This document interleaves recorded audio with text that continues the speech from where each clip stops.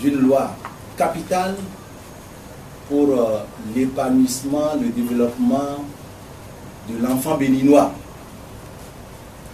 Le code de l'enfant.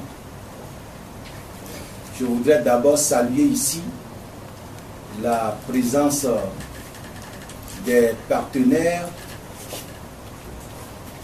des organisations de la société civile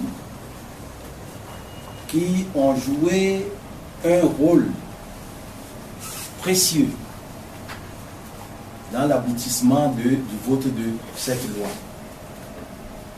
Donc je voudrais citer le réseau des structures de protection des enfants en situation difficile, le respect. Je voudrais dire d'entrée que n'eût été le respect, on n'aurait pas voté ce code. Pour vous qui êtes des journalistes de cette maison, vous savez bien que nous avons nombre de propositions, projets de loi dans nos portefeuilles, chacun au niveau de nos commissions. Je cite en passant le RAMU. Vous savez qu'il est là. Vous savez qu'il y a d'autres également lois qui sont dans nos portefeuilles, mais auxquelles nous n'avons pas pu donner droit avant que cette législature soit en train de se fermer. On aurait eu tort de ne pas voter le code de l'enfant. L'enfant étant le père de l'homme, et vu la situation qui prévaut dans notre pays, la situation dans laquelle végète, n'est-ce pas, l'enfant,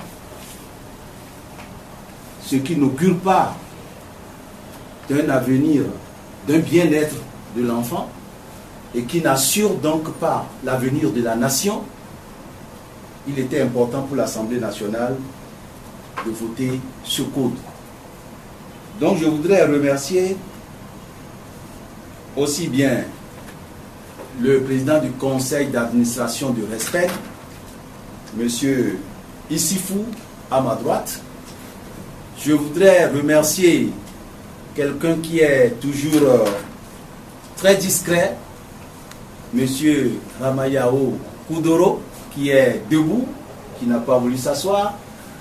Mais je voudrais remercier le partenaire du Respect. Et vous aviez suivi également le président de la République qui demandait qu'on aille installer les structures de SOS dans le Bénin profond pour pouvoir traiter les questions de l'enfance malheureuse.